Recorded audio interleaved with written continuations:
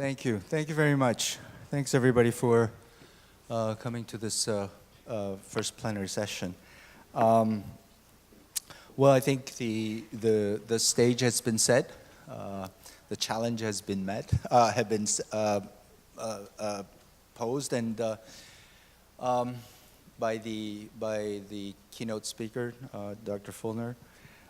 This particular session, we titled it "The Rise and Fall of the Liberal International Order." I guess the operative word is fall rather than the rise. But then, of course, we have gathered together a panel who can really, I think, address this issue in ways that very few others could. Let me start by introducing our panelists. To my immediate left is Yoichi Funabashi. Funabashi-san, of course, is one of the most respected journalists in Japan, but also, of course, everybody knows one of the most foremost experts on foreign policy, national security issues in Japan.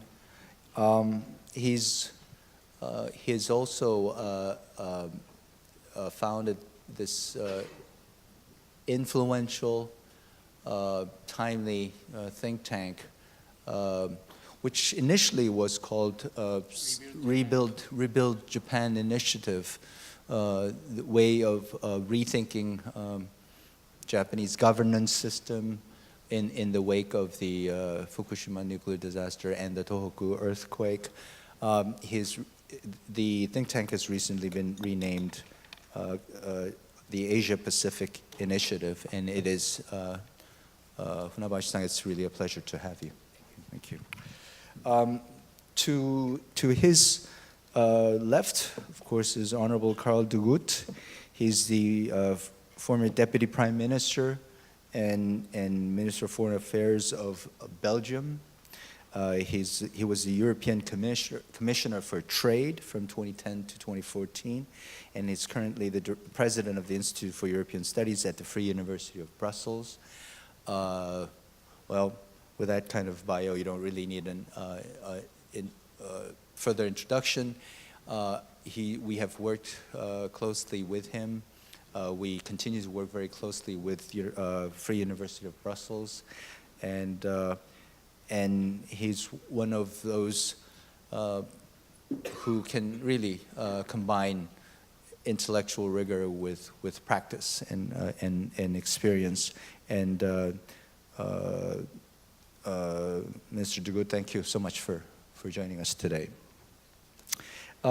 Next to him is Professor Charles Kupchan, Professor of International Affairs at the School of Foreign Service and Government Department at Georgetown University. He was a Special Assistant President and Senior Director for European Affairs on National Security Council in the Obama White House. Again, one of those leaders who have a major say in framing the way we discuss issues, especially the issue at hand, the rise and fall of the liberal international order. Professor Kupchan, thank you for coming. Last but not least is James Steinberg, currently Professor of Social Science and International Affairs at Syracuse University, formerly Dean of Maxwell School, and of course Deputy Secretary of State under Secretary Clinton, and of course Vice President, Director of Foreign Policy Study at Brookings. Again, one of those rare combinations of intellectual depth and policy. So thank you, Jim, for joining us. Well, today's topic, I think this is really a panel to frame the discussion. Now, you can tell that I've chosen the panelist so that we can look at, examine the rise and fall of the liberal international order from a particular regional perspective, particular national perspective, and of course, global perspective. And so I would like to ask each panelist to speak for maybe 7-8 minutes each, and then we'll maybe have a second round. and we'll open it as soon as possible to the audience as we normally do. So Funabashi-san, if you would start us off, please. Thank you, Chaibong. Thank you very much for inviting me. I feel very much privileged to share this panel with such a distinguished panelist. When did illiberal international order begin to emerge in Northeast Asia? 2010 was that watershed year that I was drawn to that fact that something is seriously amiss. In that summer of that year, a Chinese Foreign Minister, Yoichi, famously stated at the ASEAN Regional Summit meeting, forum, that China is a big country and you are small countries, and this is just a fact. That was no spontaneous statement. I remember vividly then Japan Foreign Minister Katsuya Okada came back and told me in private that he was so shocked and puzzled since he was no longer sure at all of the direction China would take. 2 months later, in September that year, there will be no uncertainty left in his mind. A Chinese trawler crashed into a Japanese Coast Guard vessel. Japan arrested the captain of a Chinese ship. This caused a 40 years tacit consensus to fall apart, which was reached by Japan and China to leave the territorial issues aside. China then embargoed a rare earth material export to Japan. Since that time, there has been no end to the list of aggressive unilateral actions taken by China. Therefore, it was no surprise for me when the United States administration labeled China as a revisionist power in that latest national security strategy document.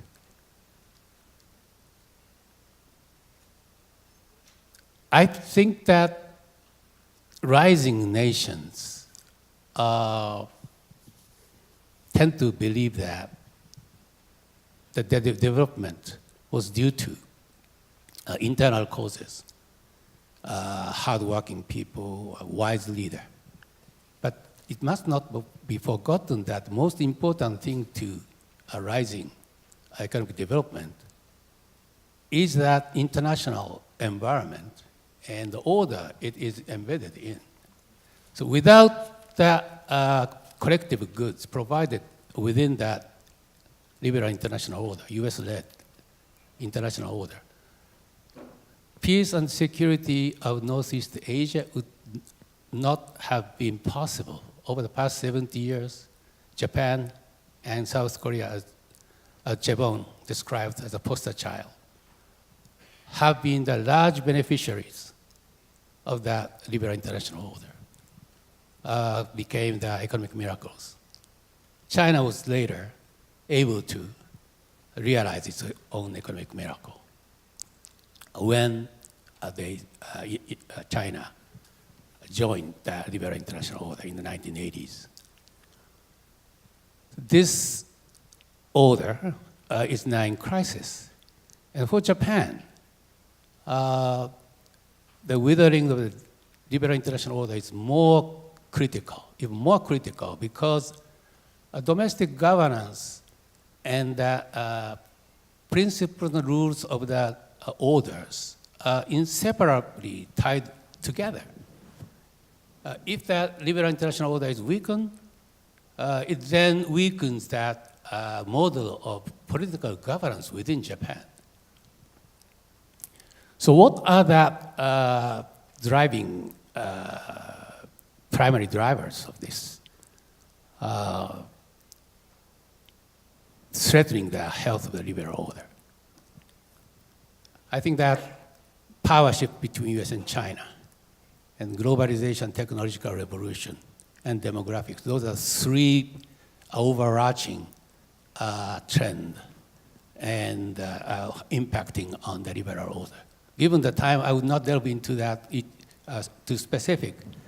But let me just say a couple of things. Under the Trump administration, the US allies threatened to be reduced to be the role of vassals, while the US troops are mercenaries.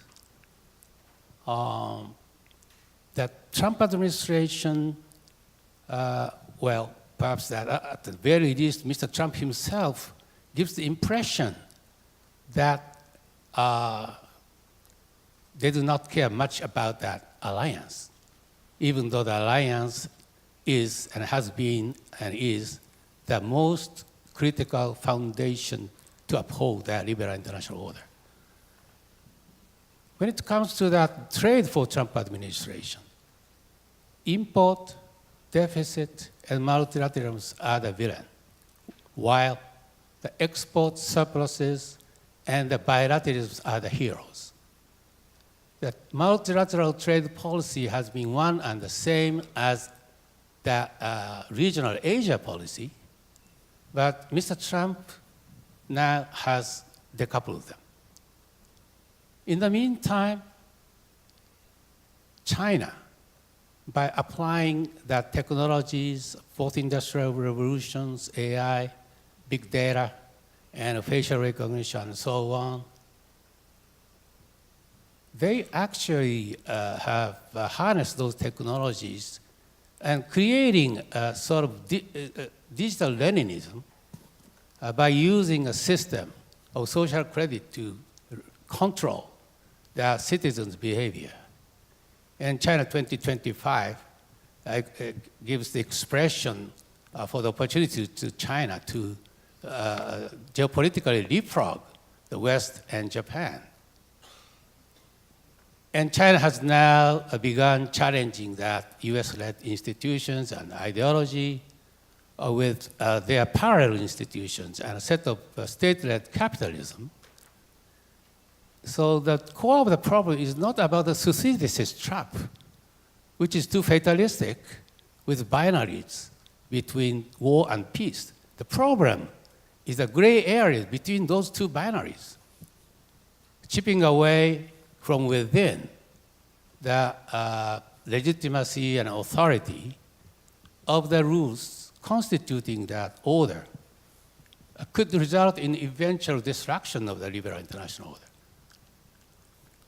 What are the roles and missions that Japan can and should play in upholding and adapting the liberal international order? First, Japan must carefully manage the US-Japan alliance. The push for the collective self-defense by Prime Minister Shinzo Abe is a move in the right direction towards a mutuality in the alliance.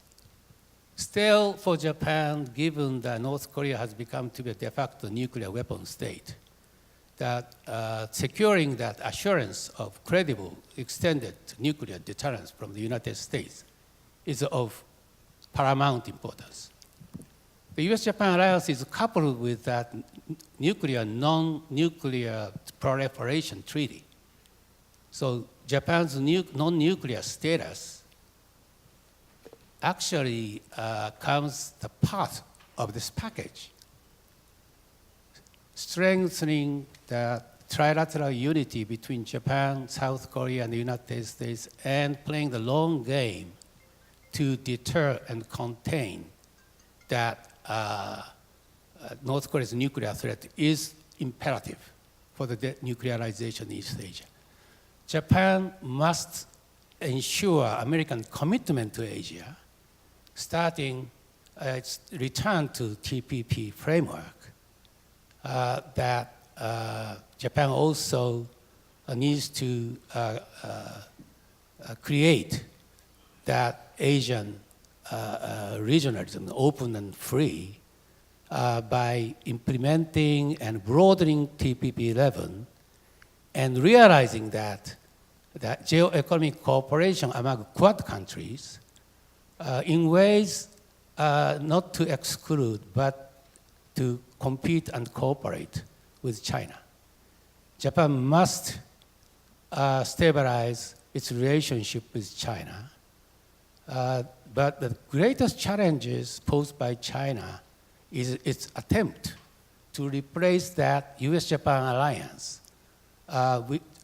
seen by China as a Cold War mentality ready, quote unquote, for a system of partnerships.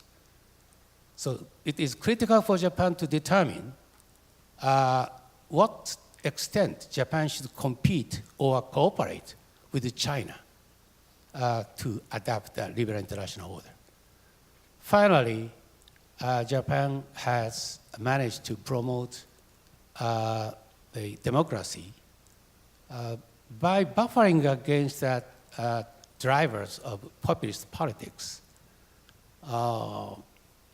seen in the United States and Western Europe through statecraft such as the resilient welfare state and limited immigration.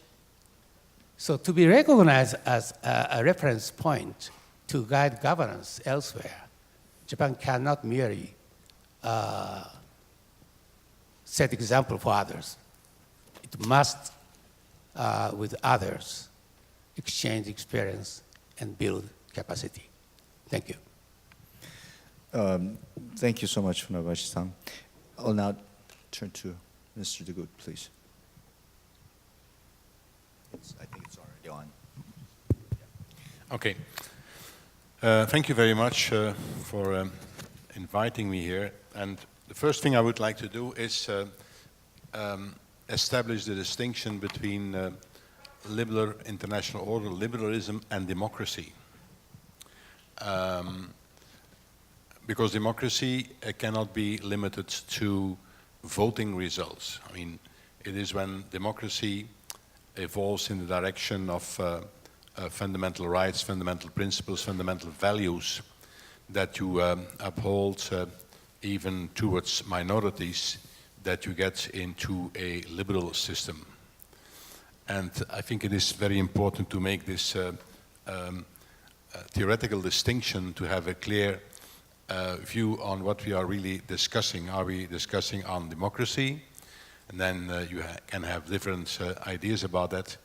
For example, Mr. Orban in Hungary is speaking about illiberal democracy, which means that he is strictly limiting it to results of elections.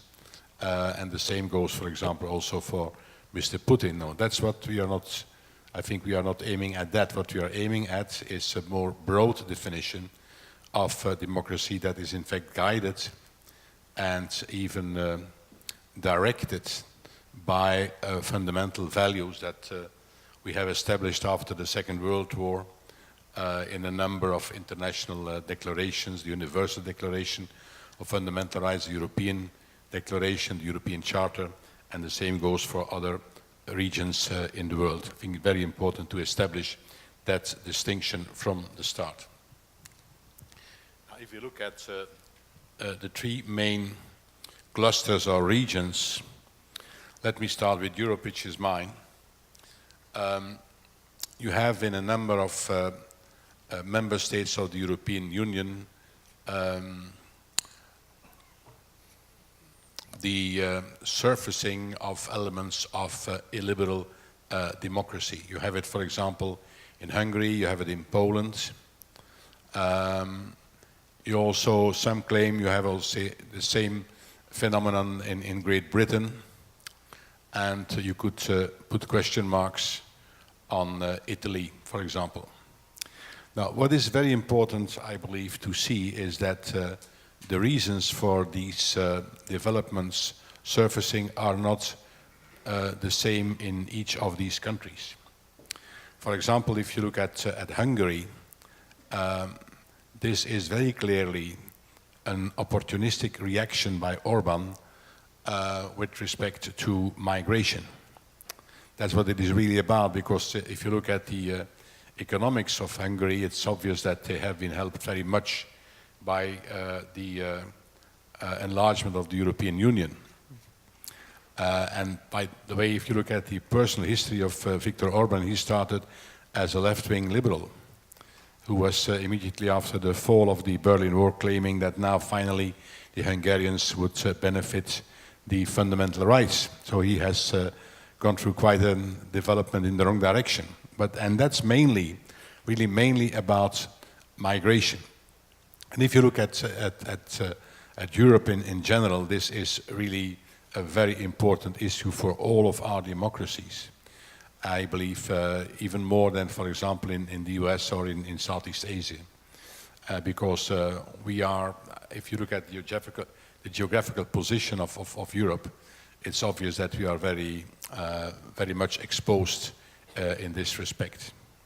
The same goes, I believe, for Italy, because it's not mentioned all the time, but if you count together the extreme right and the extreme left, it's about the majority of the Italians that have been voting against, well, the system as they call it, and then they are looking at Rome just as some Americans, not all of them, are looking to Washington. That's the same kind of reasoning that you have in Italy, and also very much focused on migration, because they are the most exposed country in Europe. All the migrants are arriving, in fact, in Italy, and it must be said that the other members of the European Union are not really helping them very much.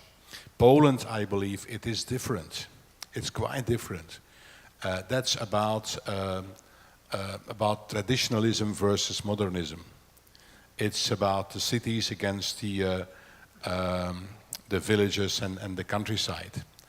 And if PiS has won the elections, and we will see what happens next year, it's on the basis of the countryside, not on the basis of the cities, and certainly not the big cities where you have the studied people. That's a clash between modernism and traditionalism. And that is, I believe, something that will be overcome. It's not such a fundamental problem as far as I can look at it. Brexit is a very different phenomenon again. That's really, this is something amazing that has happened there, you know, in Great Britain. It's, there's no normal human being who can understand this, and they don't understand it themselves anymore, by the way. I mean, it would be very difficult to find, except for Mr. Johnson, to find a leading politician that is really defending still the system of Brexit, but they don't know how to make a U-turn. And it would be very difficult to make a U-turn. So maybe we could be stuck with this, and it's also becoming obvious that there is no real choice between a hard and a soft Brexit. And that I believe personally, but we can develop that afterwards in questions maybe, that in the end they will end up in kind of a Norwegian system, because the whole idea that was leading people like Johnson, for example, and Farage, was we can go it again alone, as we sailed the world seas in the past. We are now going to do the same with trade, and they have to come to the conclusion that up to now this is a clear disaster.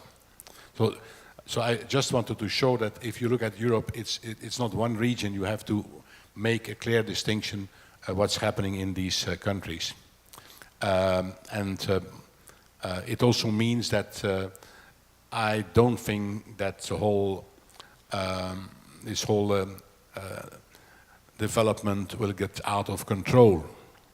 And I believe that the European Union is still very much in control, because the countries where we really have problems, for example, Hungary, well, we have a financial grip on them, you know. And you will see next year when we have the new discussion on the multi-annual financial framework that this will be at the center. Okay, if you want to go it alone, then also go it alone financially, and that will be the real hard discussion that is coming up. Now, on China, because I don't have that much time, this is a very strange thing again, because they are supporting the liberal international order, and they are not a democracy. And by the way, they don't want to be a democracy. I mean, in the past there were still some doubts what would be the future evolution. When Chaibong, for example, he had some tendency to say, look, in one way or another, we should open the system. Now, Xi Jinping is very clearly saying we are not going to open the system at all. We're going to close it down. and nevertheless he can go to Davos and take the defense of the liberal international order. So there is a kind of a mismatch, and the reason that he can do that is because we ourselves are not very clear about what we really want to do, and especially, and that's the third region I would like to turn to, the US is not clear on this at all. I mean by this that it's very strange that a world power, the biggest in the world, that's what they have always claimed, and it's also true that they are now demolishing the international order, which was a liberal international order that they have established themselves after the Second World War. That's a very, very strange thing, you know. And one could give many examples of this, but let me just give one. That's what they are doing with the WTO, with the World Trade Organization, where Mr. Lighthizer has said, look, we are going to live up only to the decisions by the WTO that we are pleased with. If not, we are not going to follow the judgments by the appellate body, which is very strange if you are part of it. And on top of that, they are now refusing to even nominate judges or arbitrators on the appellate body, which means that in the course of next year, the whole system will be blocked. That's very, very strange, I believe, for such a big player in the post-Second World War international order. Maybe very quickly, two other examples. TPP. I've never understood that they went away from TPP. Could be that maybe you have to rediscuss a couple of items. By the way, that's what also happened between the United States and Korea. I remember very well that they made an agreement. The United States made an agreement with you, and then they didn't ratify it. It was only after we also made an agreement with Korea that they revisited it, they made some minor changes, and then they finally ratified it. No, that's what really happened, so that you can revisit something, yes, but that for such a trade agreement, which was also one with a very important geopolitical aspect, that you simply walk away from it. That's, nobody can understand it, you know, nobody. He hasn't yet, President Trump hasn't yet walked away from TTIP, but well, I'm not going to go into the details, but I believe that a discussion between the European Union and the US at this moment in time would bear no results, because the idea of this administration, it's a very mercantilist opinion on trade, you know. It's not about deep and comprehensive agreements on trade, it's about we want to sell more. Now, this is a very rudimentary economic analysis that they are making, but maybe that's a little bit exemplary for this administration. Now, the third remark I would like to make, President, is what can we do about this? Globally speaking, let me give the example of the, what are we doing with China, for example, because we have a problem with China in Europe. We have had a number of cases against them on dumping, on subsidiation, on the theft of intellectual property, and you name it. And you have the same in the US. I mean, you also, well, although less, you have it probably also in Korea. Now, what can you do about this? I think fundamentally you can have two approaches. Either you, and that's what the United States now seems to do, you start imposing very heavy levies on them, very heavy duties on them. Or you can try to find a collaborative solution. And the heavy duties, if you look at them, and the collaborative way, they have in fact the same goal, you know, because between the West, let's say, and China, it's not that much about, it's not about tariffs in the end. And also when you look at the tariffs that they are now discussing in the US, that's not what it is about. It's about the technological contest between us, I mean, United States, Korea, Europe, and China. It's about the ambition of China to be the leading nation, leading state in a number of new technologies. For example, electrical cars. That's what it is really about. And if you look at the list of tariffs that are proposed by President Trump, you see this, that it's about attacking or containing or whatever these kind of industries that are mentioned in the program 2025 by the Chinese regime. You know, that's what it is about. So that's one way to go for it, attacking them, containing them by tariffs. I think the best way and the only way that over time will be fruitful, it's about establishing global norms and standards that everybody has to live up to, also the Chinese. Now, who can establish that kind of global norms and standards? Well, that's the free world. That's if the European Union, together with the United States and the democracies of Southeast Asia, establish these norms and standards, then this will be the global standards, even for electrical cars. Now, that was the real goal of TTIP, not that much about whether the Europeans could export more to the US, chocolate, for example, and US could export more beef to Europe. That's not what it was about. You needed that to get to an agreement. What it's really about was to have a scheme for establishing global norms and standards. And that's why it is such a pity that this can now not be continued. I will leave it to this President. Thank you so much. Professor Kupchan. Thank you very much, Chaibong, and thanks for bringing me back to Seoul. I think it was 4 or 5 years ago that I first participated in this plenum, and times have changed a good bit. So much so that I think it's safe to say that the political world has become somewhat unrecognizable.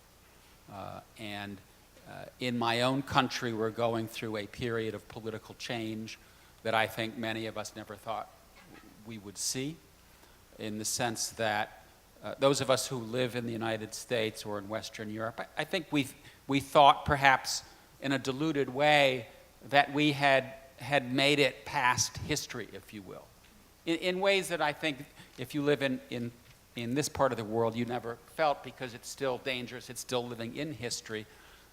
But I do think that assumption is now called into question precisely because the world that we thought we lived in, the post-World War II architecture, the United States as the vanguard of Republican values, that's perhaps slipping away.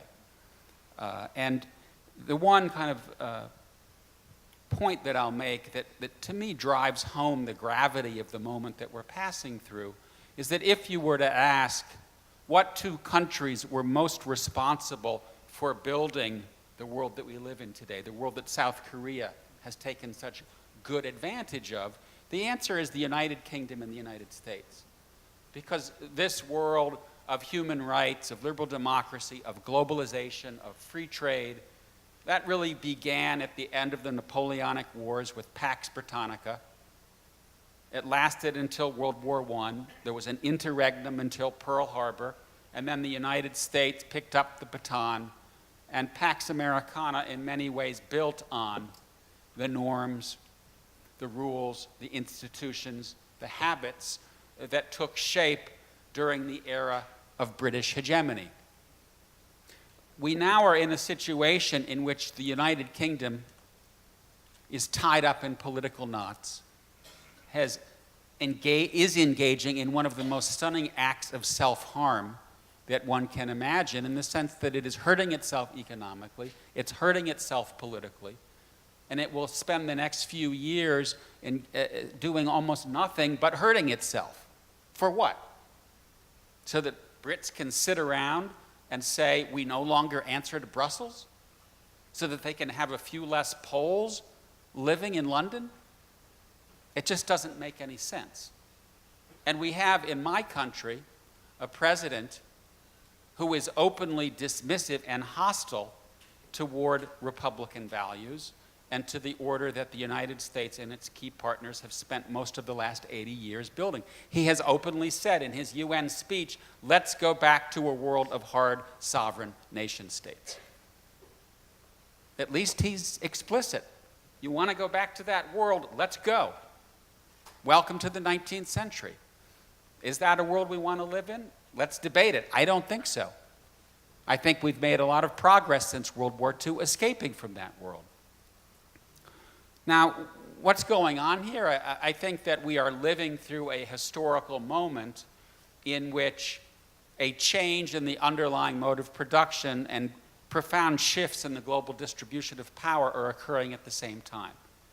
And in that respect, it puts us back into a world of the 15 or 1600s, with the printing press, the rise of a commercial class, the rapid shift in power from Asia to Europe, or the late 19th century when we had a rapid shift in the global distribution of power coupled with rapid industrialization in Germany, Japan, the United States. And it fundamentally changes the nature of society. And in both of those cases, it was accompanied by huge geopolitical and political dislocation. We're at the very beginning of this new era. We don't yet know what the digital age and automation are going to mean for employment, for work. But we do know that we're already seeing huge dislocations. And that President Trump is president in part because there are a lot of very unhappy Americans who used to have good union jobs at $23 an hour, who now have no jobs or they're flipping burgers for $8 an hour. And you can't make it through the day on $8 an hour. And then you add to that the other main source of the discontent and the populism, immigration, and you put it in with social media, Facebook, Twitter, and Stir, and you get a very toxic brew of angry people. It is, I think, most affecting those countries that have two-party systems because the angry people don't have any place to go except the mainstream parties. And so the angry Republicans are moving further and further to the right, the angry Democrats to the left. The Labour Party in the UK has gone so far to the left that it now looks, in some ways, nothing like New Labour that Tony Blair put together. And Cameron made the mistake of trying to prevent the UK Independence Party from stealing his march, and he therefore reached out to them and he moved the Conservatives so far to the right that they're now pushing Brexit. So when I step back from the bigger picture and say, what seems to be going on here, I see a kind of secular shift in political momentum around the world from liberalism to illiberalism. A China that is benefiting from these shifts in the underlying economic situation, and a West that is in a period of secular dislocation and dysfunction as a result of these shifts. And right now, I don't see any sign that we're going to see a reversal of these trends.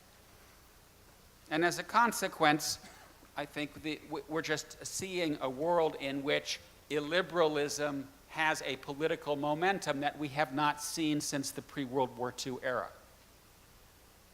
Illiberal countries are scoring. Liberal countries are scoring own goals. Nothing speaks to me more clearly than putting One Belt, One Road on one TV and Trump withdrawing from TPP on the other. One country is stepping in, the other country is stepping out.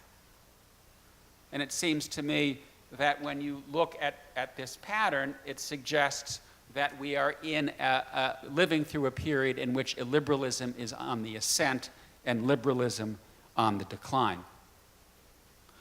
Let me end by asking the sort of $6 million question, and that is this a temporary hiatus? Is this a detour?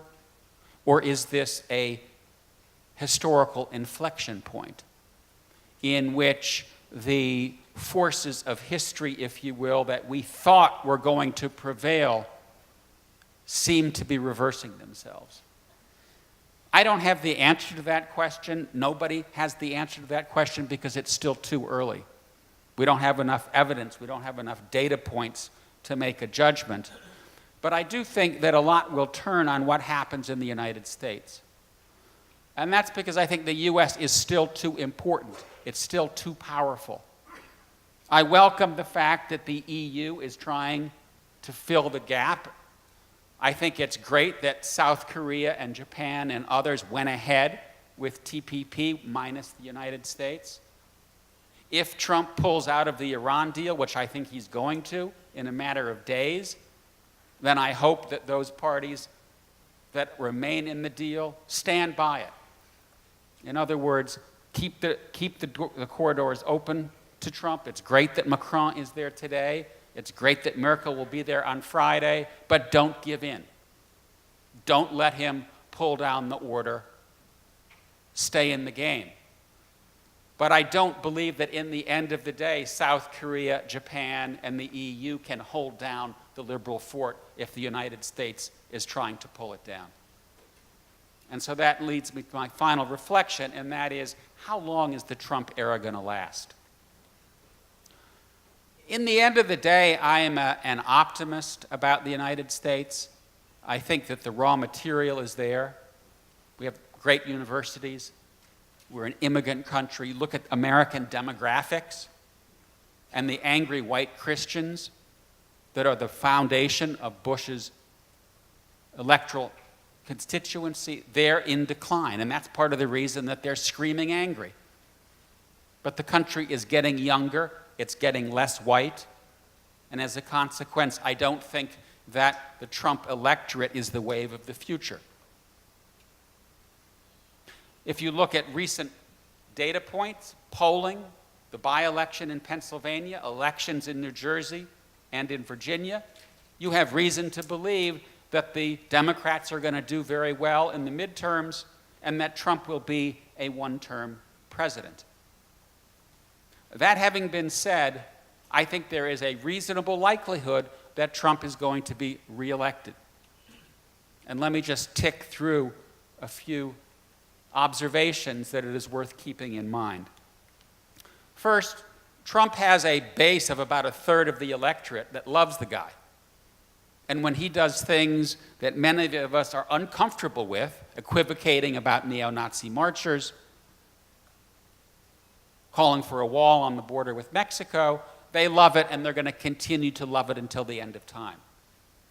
So you take that one-third of the electorate, and then you say, are there others who may not like the guy, but who are benefiting economically because of deregulation, or the tax cut, or the stock market doing well? You can easily imagine him putting together a victory in the Electoral College. Second, I think that Trump is asking very good questions that Americans want debated. He's asking, what are Americans who live in West Virginia going to do to earn a living wage? He's asking, when are we going to have an immigration policy that's not broken? He's saying American foreign policy has bitten off more than it can chew. I agree with all of those things. We need to answer the question of what Americans are going to do to earn a living wage. Our immigration policy is broken. What are we doing in Afghanistan, Iraq, Syria, Libya? What do we have to show for it? Not much. I don't like Trump's answers to many of the questions, but he's asking serious questions that need to be answered by serious politicians. Third, he is tapping into a part of the American identity that many of us may not embrace, but that is alive and well, particularly in the heartland. I saw Walter Mead somewhere in the room earlier. He writes about Jacksonian traditions in American policy. Many of us are more familiar with a globalized, multilateral, social melting pot America. But let's keep in mind that for most of American history, we were unilateralist, isolationist, didn't like immigrants. And Trump is tapping into that, whether he knows it or not. I think he does. And that gives him a lot of traction, particularly in what we call the hinterland. Final 2 points on this front. The Democrats seem to be doing well, but they have yet to cohere around a serious game plan. And I think there is a divide in the party about whether to kind of move to the center, do what the candidate in Pennsylvania did to win, to go back to the traditional union-based appeal, or to try to do what Obama did, which is to mobilize the youth and the minorities. At least in my mind, the party has yet to find its mind on how it wants to run. And then finally, even if the Democrats do win, and I think they probably will, there has been a secular, deeper change in the American political system. The center for now is gone. And just one data point. Keep in mind that the United States tried and failed to ratify the League of Nations 3 times in 1919 and 1920. 3 votes, all of them negative. We then pass through World War II and we get to the vote on the UN, and it was 89-2 in favor. If we went to the Senate right now and said, please ratify the post-World War II order, NATO, UN, Bretton Woods, alliances in Asia, how many votes would we get? 3? 4? In other words, there has been a fundamental, deeper change in the American body politic that is going to govern not just Trump, but also Democrats in terms of liberal multilateralism. So my final comment is, I think we will be back. I think the pendulum will swing back in the direction of the traditions that have been entrained since World War II. I just don't know how long it's going to take. It could take quite some time. And in the meantime, it's going to be up to many of you in South Korea, in Europe, in Japan, to hold down the fort. Wait for us. We will be back, but you're going to need to be patient. Thank you. Thank you. On that uplifting note. No, thank you so much, Professor Kupchan. So, Professor Steinberg. Thanks, Chaibong, and congratulations to you and to MJ and everybody on the 10th anniversary. It's an extraordinary achievement that you put together here, and this gathering of so many both thoughtful people and influential people is a reflection of what you've done and the fact that it makes such a difference to have these kinds of debates. So great to be here again with you. There's a danger with having professors on the panelists. You get a lot of history, and you've heard a lot of history here. And I'm going to be very brief because I agree with most of my colleagues here. And I think the key question really is Charlie's last point about whether this is a secular trend or a pendulum. I think for those of us who spend our time teaching history, there's a lot of reason to believe in the pendulum, frankly. I think if you look at American history, as Charlie has suggested, we've been through this a lot. We had nativism in the 1840s. We had populism in the 1880s and 1890s. We had America First in the 1930s. And the forces of change that we see today are, in my view, dramatic, but not inherently different than the forces that Charlie talked about before in terms of disruption, the Schumpeterian effects of technology, of the economy, and the like. And they are enormously disruptive, and it's not surprising that there are reactions against this disruption.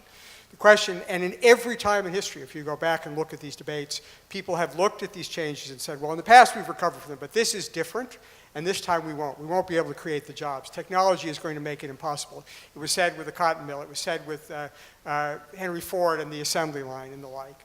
And they are real challenges, and I don't think anything is guaranteed about our resilience and adaptability. And certainly the question of how long is a good one. The Dark Ages, after all, lasted for several hundred years. But I do think that the issue is, are there things that we can do that will shorten the period of time of this swing of the pendulum, which I believe it is, that will make it more likely that the damage is less and the period, this period of centrifugal force is weaker. And I think that is the challenge to each of our own societies here, largely the ones gathered here in the United States, in Europe, in Japan, in South Korea, in Australia, New Zealand, and all the others who share both these values and this set of interest in having open societies an open international system that's committed to the rule of law, is what can we do to reinforce it? And there, I think, it's ironic that we have mostly international relations specialists here, but most of the answers are domestic. That is to say that we have to get our own house in order to be able to do this. We have to redevelop the confidence in this system among our voters. And again, the panelists have all touched on that. I don't want to repeat all that's been said. But I do want to just respond to Karel's point about TPP, because I do know why TPP was rejected. After all, I worked for and supported Hillary Clinton, who was against TPP. And I think it's important to understand that it is people who have lost confidence that these kinds of agreements will deliver for them.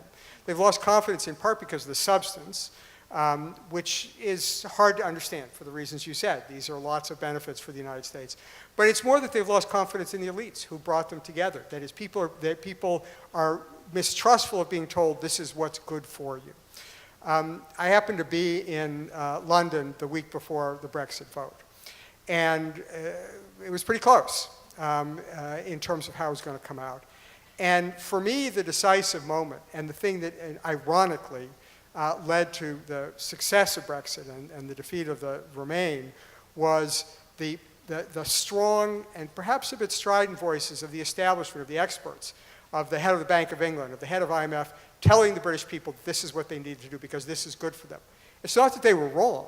It's because the experts were telling the people what was good for them. And I have no time for our current president. I think it's enormously destructive. But what he has reminded us is the people, whether they are the British people, or the American people, the Polish people, or the Japanese people, or anybody else, are going to want to say. And that the part of the reason we have failed is less about the substance of the liberal international order and more about the failure to give voice to those sentiments. There was a great sociologist, Albert Hirschman, who wrote perhaps one of the most thoughtful books that have ever been written about social movements, called Exit, Voice, and Loyalty. And if people don't have voice, they will exit.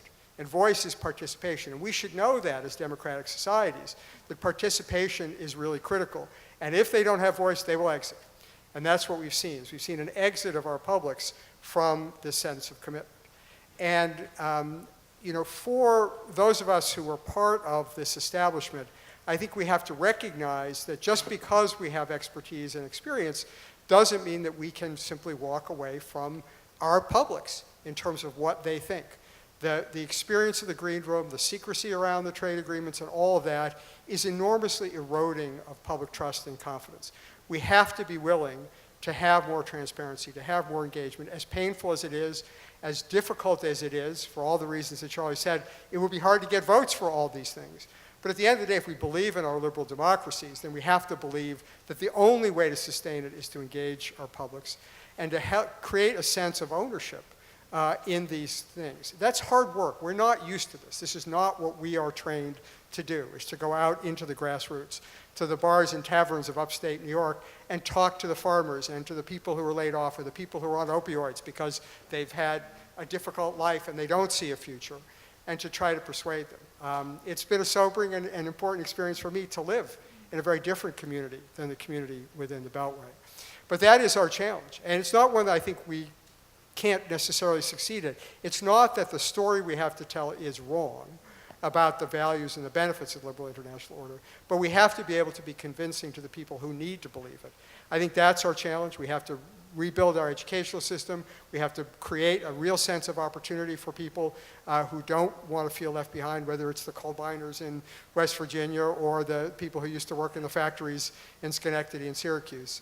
And that is our challenge in all of our societies. I think we can do it, but before we go forward to try to reinvigorate the liberal international order, whether it's in trade or international relations or multilateral institutions, we've got to do our work at home first.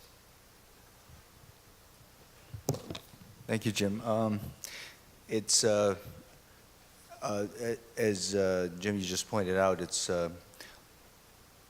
the issues are more fundamentally domestic, but we have lots of international relations people here. But I noticed that this striking theme that running through all of our panelists' comments, which is about immigration.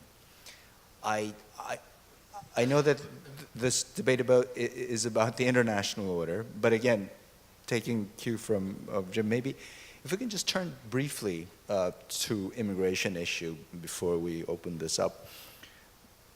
Funabashi-san talked about the Japanese policy on immigration. Very interesting take on immigration, and of course, Minister de Gucht on the European experience, and everybody. South Korea right now, as of 2006, we have formally announced that we are a multicultural society, that we are going to embrace immigration, that it is going to be a multi-ethnic, multiracial society. Now, where should we go? In what direction? If, let's be completely open and honest about this, if immigration seems to be at the heart of so much of the domestic issues that raise the kind of discontent, suspicion, that eventually then leads to the disruption of the very liberal international order that we prosper under. What is it that South Korea should do, for instance, as we begin to enter that phase that Europe and the United States at least have already gone through for decades at least, and Japan is actually taking a very different track on this. Yoichi, you want to start? Yeah, Chaibong, I think you are right on the mark. One of the major reasons why we have not seen this violent populist politics in Japan is, I think, the lack of immigration. And I think that it's all about demographics, actually. You know, the labor shortage is very acute, both in Japan and Western Europe. And that actually gives rise to that demand for the migration. Actually, to date, 1.5% of Japanese are the foreign born, okay, compared with 13.3% in the United States. But I think that due to an easing of work visa acquisition in Japan, Japan actually has been experiencing a rapid increase of migration. As of 2017, I think 2.5 million foreigners resided in Japan. It's almost nearly a double of that, 2012 only. So some see this as a harbinger of things to come, de facto immigration. So even Japan may not be immune to this backlash from the immigration in the coming years. You know. But I think that there's also social resistance to immigration, and so I think for the time being, I think that Japan has been very much eschewed these serious challenges caused by the immigration. But whether it's sustainable or not, I think that's the economy. I think that matter a lot. I mean, it's hard to think of the liberal international order without free movement of people and labor, and but then basically all the major countries of Europe have their leaders have publicly said that their immigration policy or multiracial ethnic policies has been a failure. So how do we deal with this contradiction? What we are presently going through in Europe, it's in fact three kinds of migration that come together. You have the pressure from Africa, where you have still a very high birth rate and no economic takeoff. I mean, we are talking about an economic takeoff of Africa for 2 decades, but in practice, well, there are some spots that are promising, but as a continent, there is no takeoff at all, which means that this pressure is mounting. The second one, it's the regional civil war that you have in the Middle East. With hotspots, for example, we have recently had Syria, but you have this phenomenon also in other countries in the Middle East, and well, everybody is scared that from the day to tomorrow you could have an outburst in another country, and that's, it's not to be excluded. Could be in Egypt, could be in other countries, which means that you have a second category of migrants that are fundamentally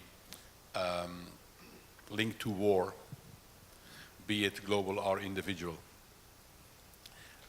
where you have war refugees that are protected by the Geneva Conventions, and then people that are individually castigated and also protected by the Geneva Conventions. That's the second category. Now the third category is what you mentioned, President, that's the free movement of people in the European Union as such. And that's, for example, has played a major role in Great Britain, where they have seen this as migration. It's not about migration, it's about free movement of people. By the way, people that they needed in Great Britain, because, for example, they don't have nurses anymore, because they don't have schools for nurses anymore. But they see this as in Great Britain, for example, as a big danger, because it's seen against the against these on the back of these other types of migration, be it economic ones or as a result of wars, and all this becomes kind of a conundrum, you know, and is creating a very difficult atmosphere in Europe to clearly distinguish all these categories. Take, for example, the free movement of people. You cannot isolate it from the internal market. It's part and parcel of the internal market. And by the way, you need that internal migration for making the internal market working. Now what you see is the difficulty. We have realized the internal market for goods. Now we try to do it for services, and it's much more difficult to do it for services than it is for goods. Because if it's about services, then you speak about people, about physical movements. If you speak about goods, the people themselves are not moving, it's the industries that are moving. That's a very, very important element in this. The second one is that people don't believe that these war refugees will get back. Now, largely they get back. We have seen that in the past, but there is a strong belief in Europe that, and by the way, a belief that I share with them, that this turmoil in the Middle East is going to be there for at least a couple of decades. Now, this is not going to stop.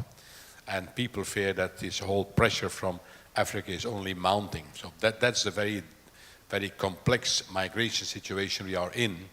And it plays out in different ways in different countries. It plays out in Italy because that's the entry gate. It plays out in Great Britain, well, strangely enough, for the free movement of people that the infect needs, you know. And it plays out in Hungary strictly because they are against any migration at all. So it plays out in different ways, but the phenomenon is the same. Okay. Charles? Yeah, I'd offer three pieces of advice, I guess, as you move down that road. The first is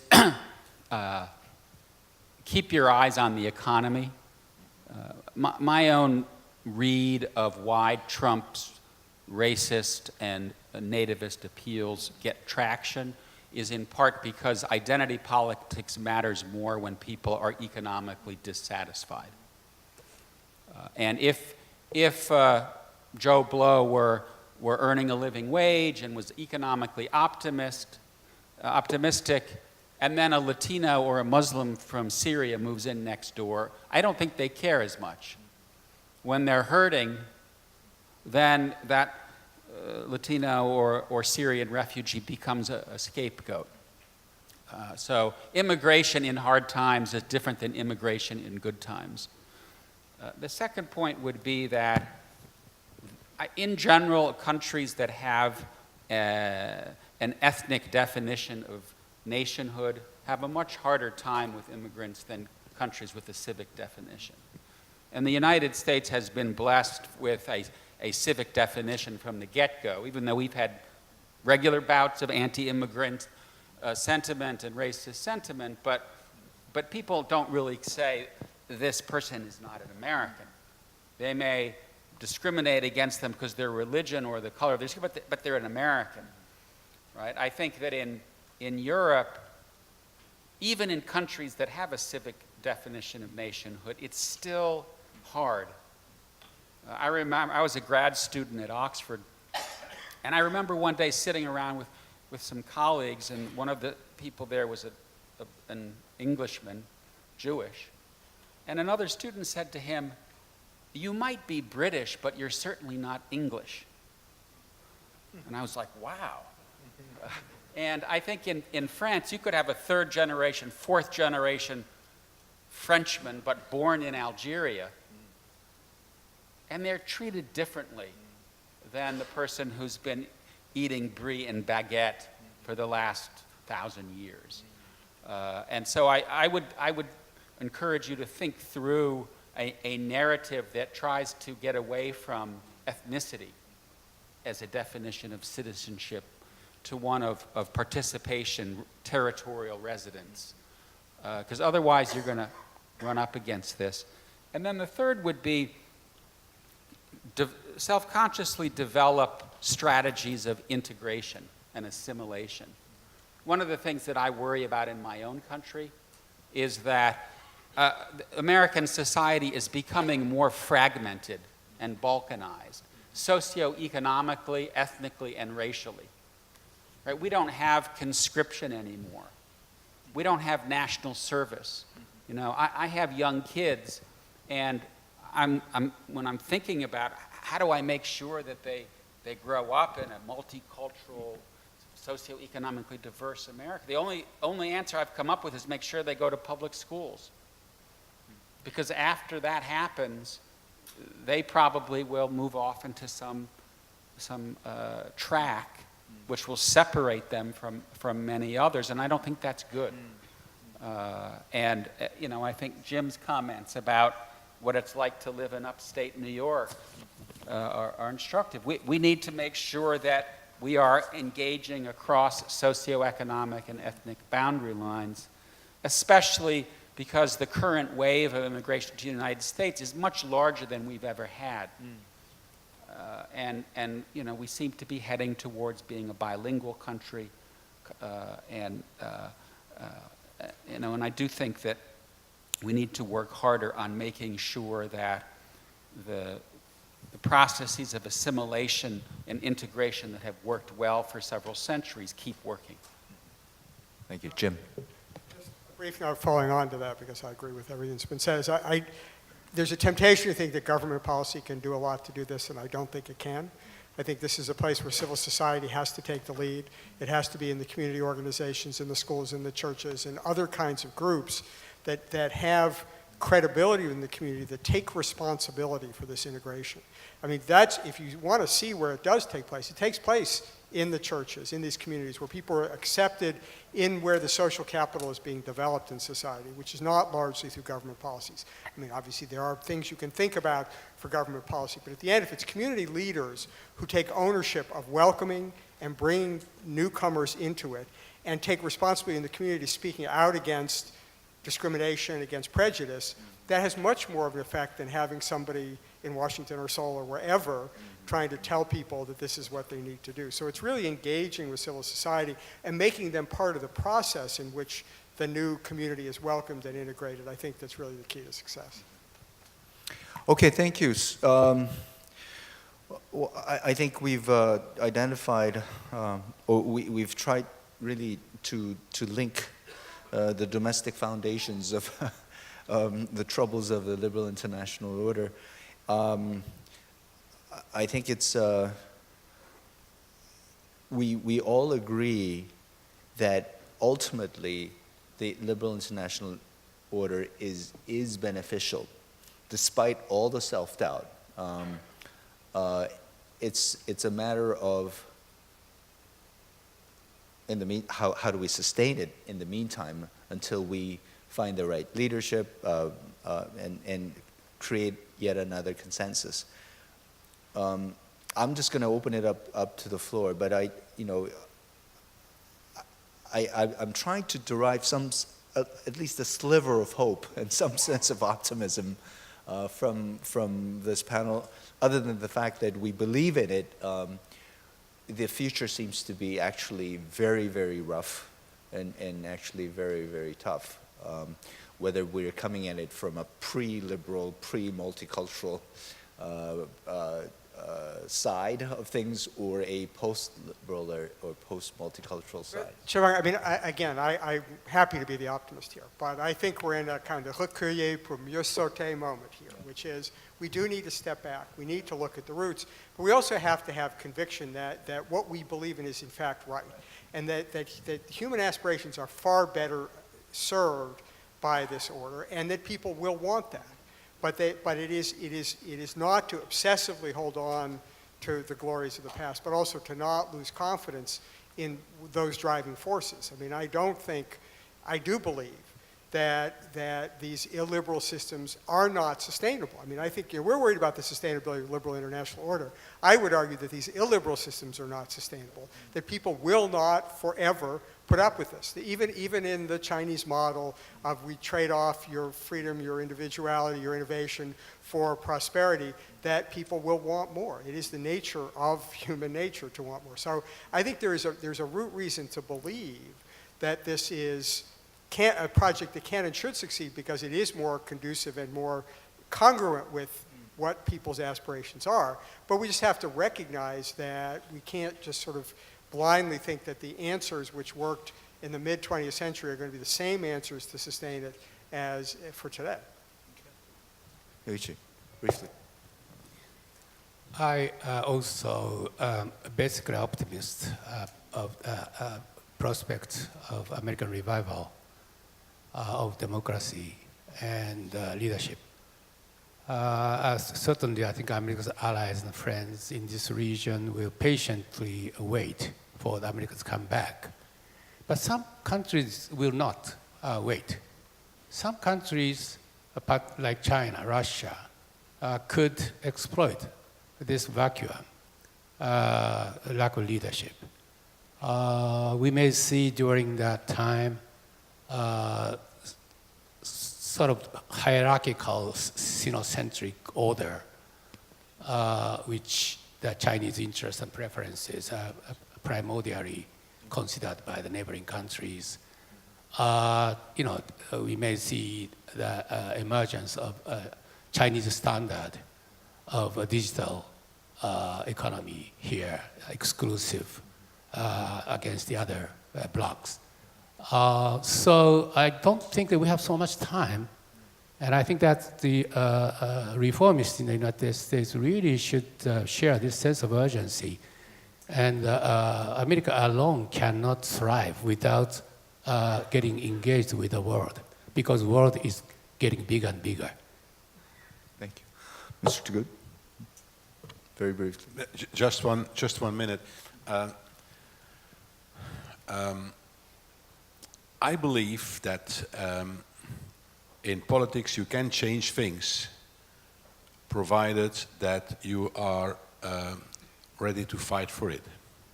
And a very good example is President Macron, his election.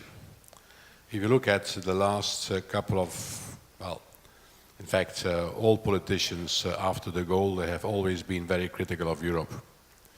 Not all of them. Giscard d'Estaing was in favor of, but the general trend in France was to be very critical about Europe, about the European Union. And then comes somebody outside of the mainstream politics, who had in fact never been in politics, but who was rather a technician and a banker that was coming into the public administration and left it after another year. And he said, look, you know what? I'm in favor of Europe. So he said something completely different from all the other parties. And he was fighting for it. He said, I'm in favor of Europe for this, this, and this, and this reason. And he won the elections, So it's very comparable, I believe, to what the president of the Heritage Foundation has been saying on Donald Trump, although I have no illusions, I like Macron, I don't like Trump, that's something else. But the approach is more or less the same, to put yourself outside the establishment and come with a new message, you know, and go for it, and that you really can convince people that this is what you are not only saying, but what you're also thinking, you know, and that's really very important. And Macron is a very, very good example of that. Now, the jury is out whether he will be able to deliver, that's something else. But it means that you can also win elections against the mainstream. Just one observation. I think I disagree with Jim about, well, I agree with you in the longue durée, that if we're talking about a century, 2 centuries, we're going to see countries move toward more openness and liberal democracy. But it seems to me we have to presume that over the next decade or two, in a geopolitically consequential framework, we're going to be dealing with major powers that are hard over autocratic states. I mean, China is going to rise not as a democracy. And it seems to me that the core question for us is, are we going to get our act together and manage this shift in a appropriate and effective way, or are they going to eat us for lunch? Because we are so internally divided and coming apart as a Western community that they have essentially nothing holding them back. And so I guess what I'm saying is what Jim said at the beginning. The priority for now has to be to get our house back in order. Okay, so I'm going to open it to the floor. If you raise your hands and we'll bring you a microphone, please identify yourself and ask a question, please, very briefly. We're going to collect 3 or 4 questions first before we go back. Yes, Professor Zhao.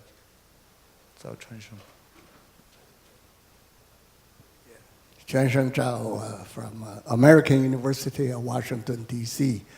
This is excellent discussion on this illiberal international order.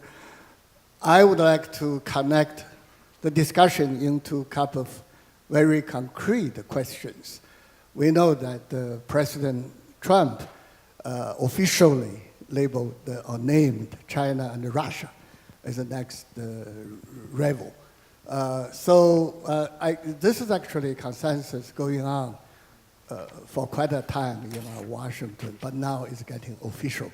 So my question to particularly Funabashi and Professor Gucht, that do you see in the future of this international order, we will see again 2 camps, that is China, Russia versus the West? And can we take for granted that is Japan and Europe and the US will be together? So that's the one question. And the other, with Jim and Charles, you correctly point the domestic issues foundation. But it seems like one of the major issues from past election is the economic gap. So-called 99% versus 1%, Wall Street.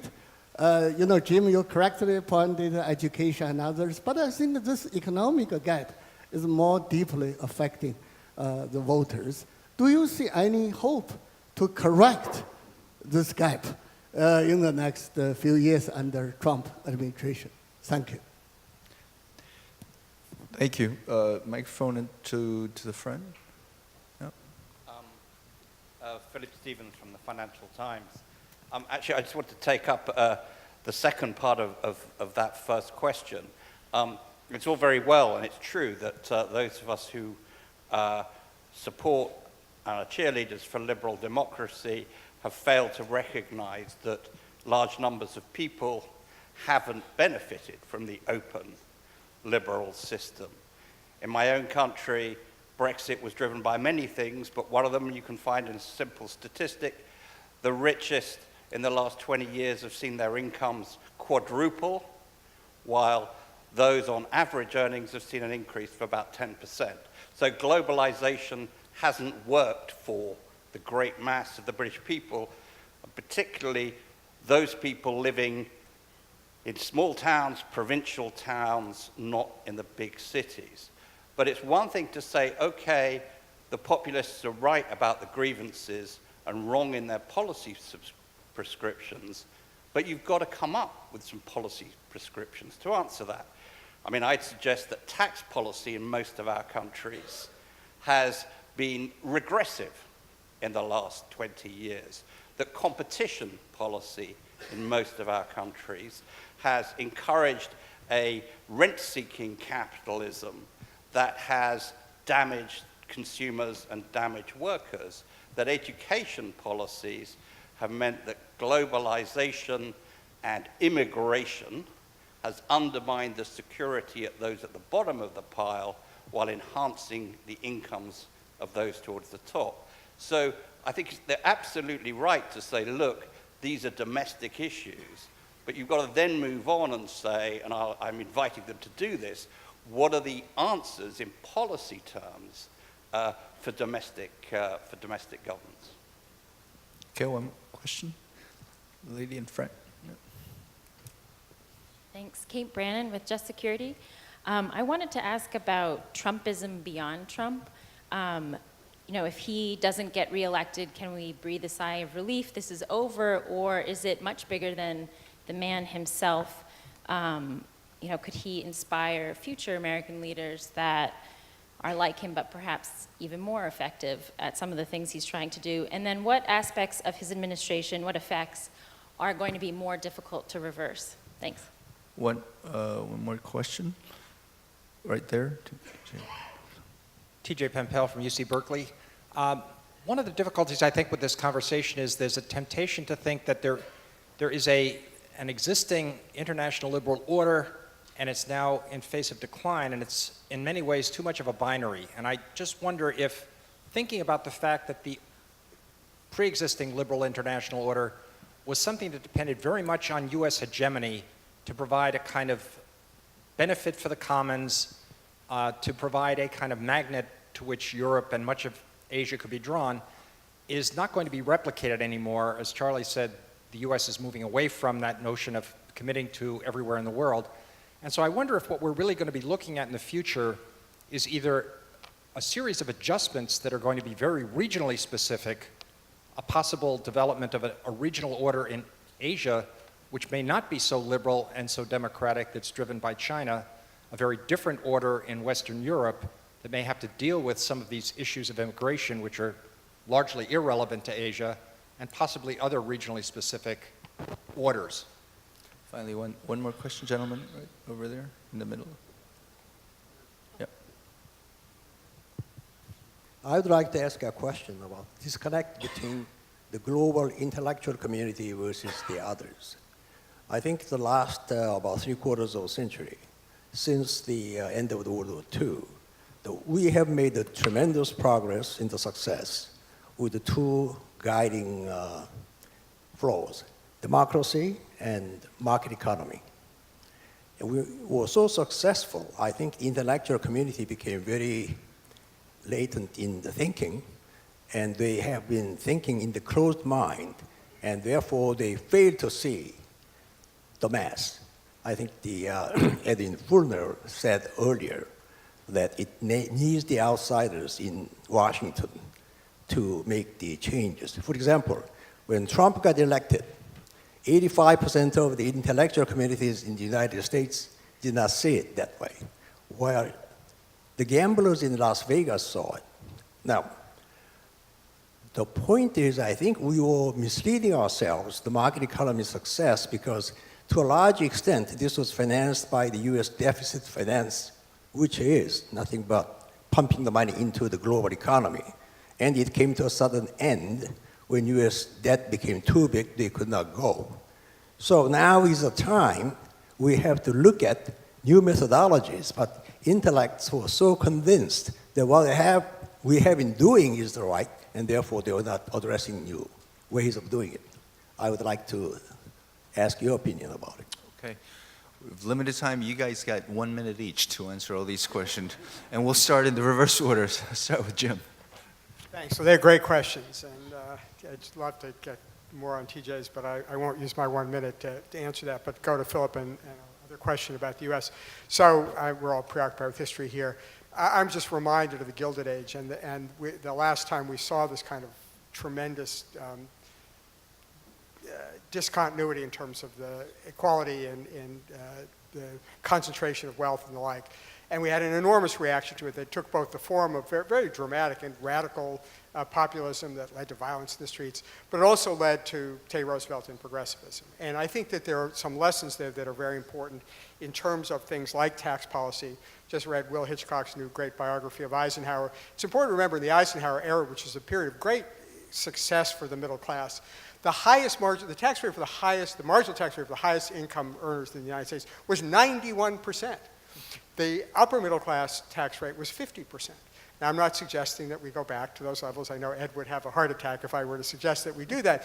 But it was a time in which there was some understanding about the centrality of making sure that everybody was bought into the process. So I completely agree with you. The tax policy is essential, that educational policy is essential. We know that people who can complete college degrees have enormously better successes in life than others. So we need to think about the affordability of college education, the quality of college education, and what leads up to that.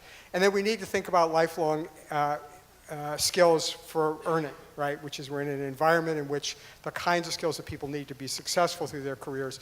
These are kind of the core elements of a new domestic contract.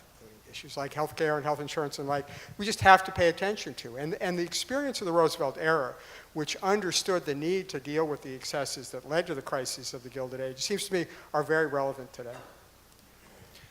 Thank you, Charles. On the first question of is it going to be a two-camp world?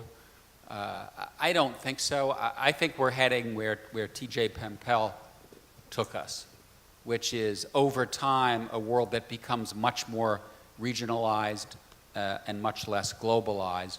And that's in part because I think Russia and China are both self-regarding powers. They're now enjoying a marriage of convenience, but I don't see them forging a serious camp that will withstand the test of time.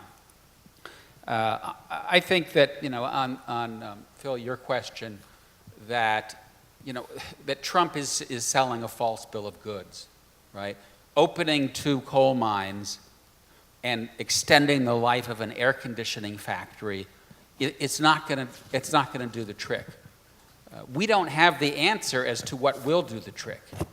But if we are going to make sure that we don't have lots and lots of unhappy people, we need some combination of serious changes in tax policy, fiscal policy, education, make sure that broadband access goes throughout the country, get healthcare industry and data processing to places that are deindustrialized or post-industrialized. We just need to much more seriously worry about the quality of life in parts of the country and parts of your country that have been so hard hit. Final point on Kate. I mean, I think it's an interesting question. Where will the most damage be done? And I guess I think that that the system that we live in and that has created relative prosperity and peace will, if left to its own accord, degrade. In my mind, the default position in international politics is Hobbesian. And we will, month by month, year by year, simply see the habits of cooperation, the habits of working with other countries give way to a world in which where each is out for his or herself. We don't see that happening on everyday basis, but I do think that if we peel away what's going on the surface, we may well wake up one day and find ourselves living in the 1930s or the 1920s.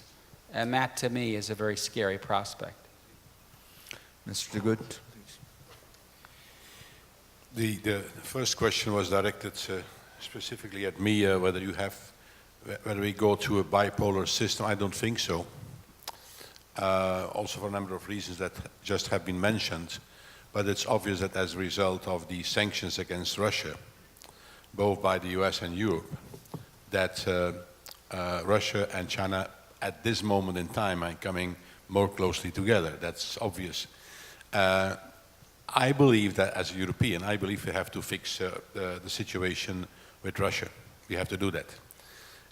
And even independently from what is happening in Syria, we have to fix the bilateral relation between the European Union and Russia in one way or another. I believe there are ways out, provided, of course, that Mr. Putin would be responsive. But he should realize that, first of all, he has to get out of eastern Ukraine. Without that, there is no serious basis for whatever discussion. I've been the negotiator, the chief negotiator for Europe on the DCFTA, the Deep and Comprehensive Free Trade Agreement with Ukraine, that has been at the origin of this confrontation. So we have to revisit this. We did it, by the way, we ratified it. Huh?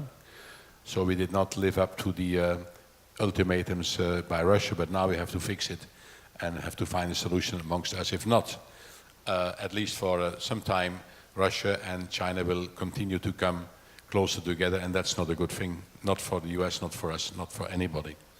Second one, I agree with the analysis made by Mr. Steffens that, okay, we can analyze, give good analysis, but what are we going to do to make the globalization, which will continue, by the way, to work for more people?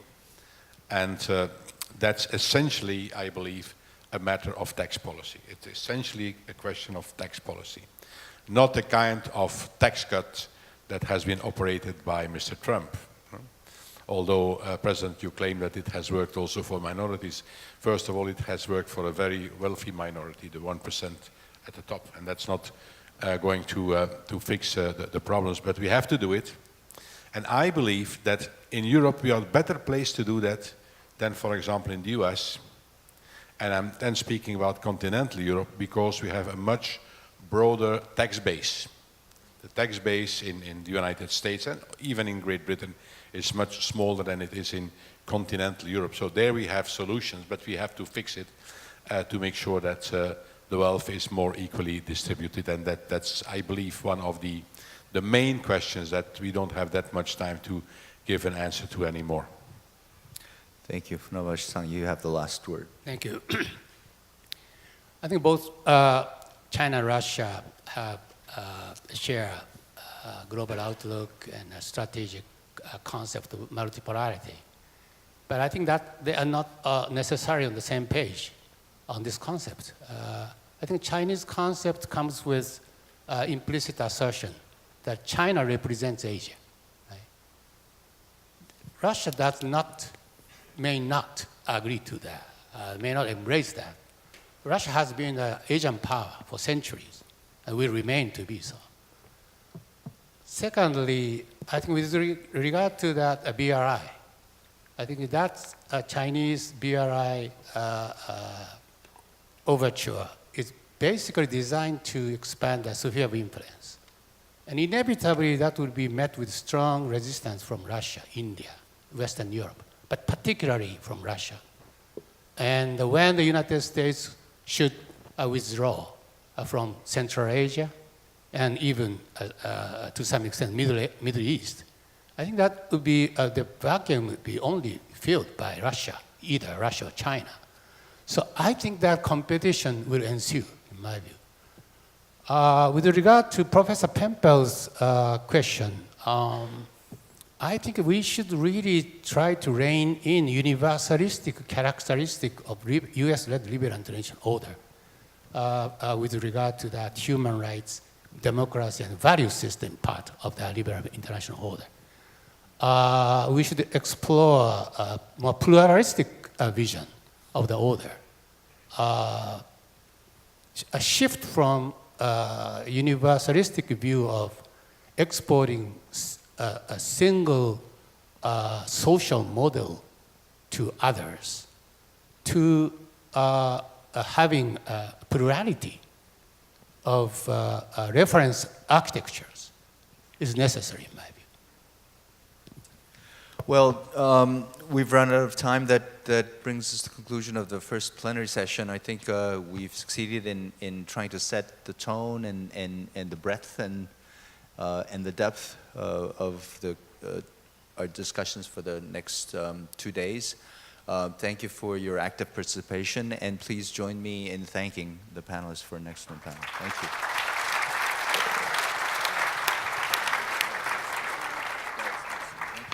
This concludes our first plenary session, and we will now proceed to our lunch, which will take place at the foyer and the Grand Salon just outside the room. We hope you enjoy your lunch, and we'll see you back here at 1 for our first afternoon session. Thank you very much.